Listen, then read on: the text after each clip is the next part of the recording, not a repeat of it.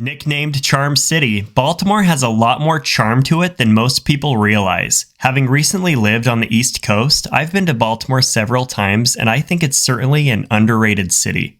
In this series, I briefly cover a city's history, population, skyline, as well as a few things that make the city unique. Now let's meet Baltimore.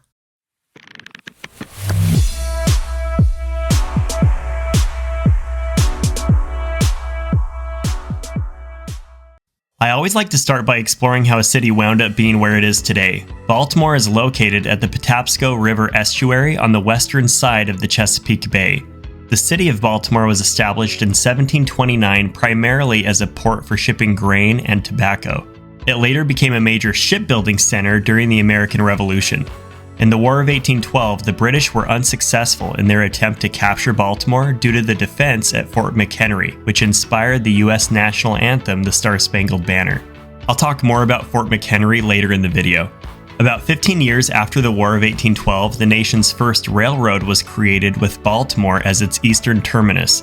This increased Baltimore's status as a major transportation hub, which contributed to Baltimore becoming the second busiest port of entry for immigrants to the United States.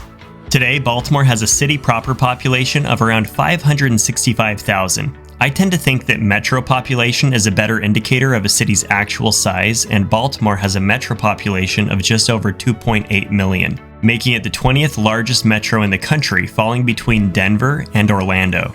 Some of the most recognizable employers headquartered in the Baltimore Metro include Under Armour, T. Rowe Price, Johns Hopkins Hospital System, as well as the national headquarters for the Social Security Administration. The Baltimore Metro is home to 12 colleges and universities, the most notable being Johns Hopkins University.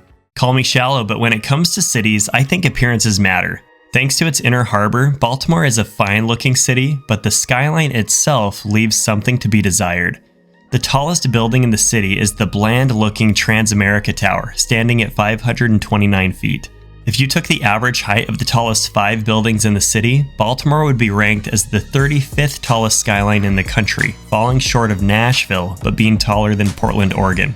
There are, however, a couple of buildings in the skyline that I do really like the look of.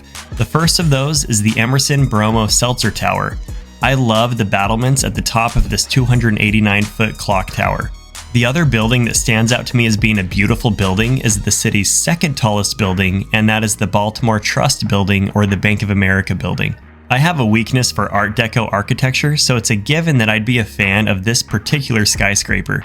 At 509 feet in height, it was the tallest office building south of New York when it was constructed in 1929. Its old bank lobby is now an Under Armour fitness center. Even the bank vault has been repurposed as a tranquility room. One last building in the skyline worth mentioning is the Baltimore World Trade Center, which is the tallest equilateral pentagon-shaped building in the world. When considering what makes Baltimore unique, I have to begin with the heart of Baltimore, the Inner Harbor. Baltimore's Inner Harbor is beautiful and has several city landmarks. To start, there are the historic vessels moored in the harbor. The most interesting of these to me is the USS Constellation, which was the last sail-only ship built by the US Navy. Another noteworthy vessel is the submarine, the USS Torsk, which is famous for sinking the last enemy ship of World War II.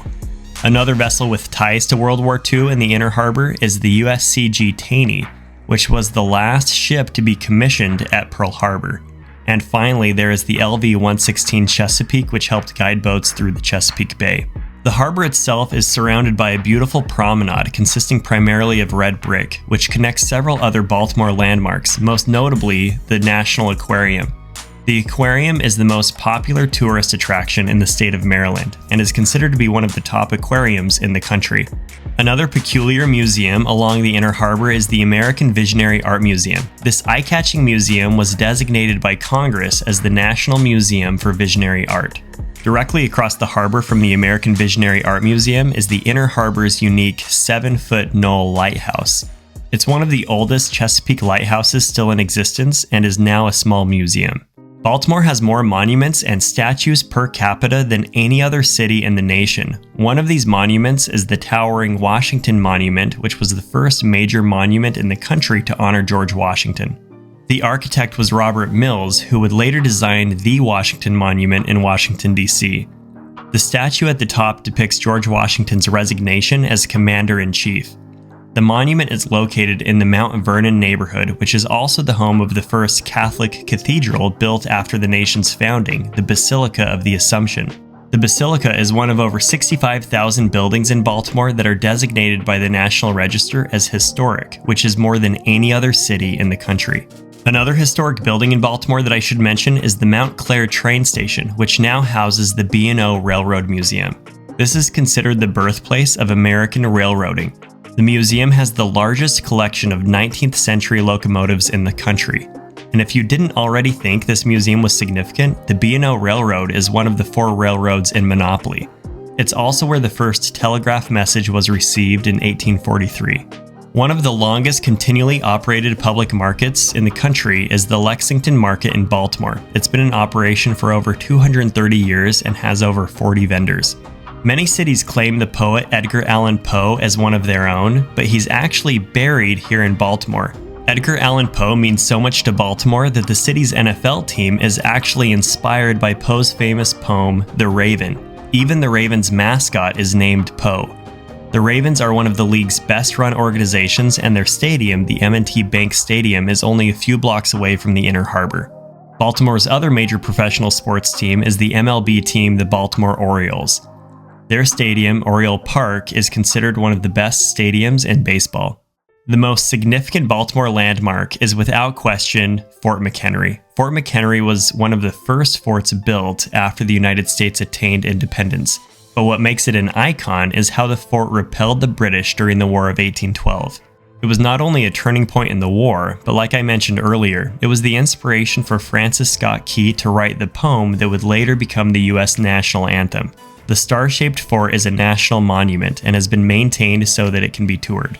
A year following the Battle of Baltimore, the Battle Monument was constructed to honor those who died in the War of 1812. It's the primary symbol of the city and is on the seal of the city of Baltimore. Another museum located in yet another historic building is the Frederick Douglass Isaac Myers Maritime Park. The museum is located in the historic Fells Point neighborhood and focuses on the contributions of African Americans to Baltimore's important maritime industry. The museum is located in one of the oldest remaining industrial buildings on the water. And finally, another museum with a location on the water that is worth mentioning is the Baltimore Museum of Industry. Along with having exhibits on manufacturing and industry, the museum is also home to the oldest surviving steam tugboat, the Baltimore. The museum is located in a building that used to be an oyster cannery. Well, that wraps up my video about Baltimore. If you enjoyed the video, please give it a like and consider subscribing. Thanks so much.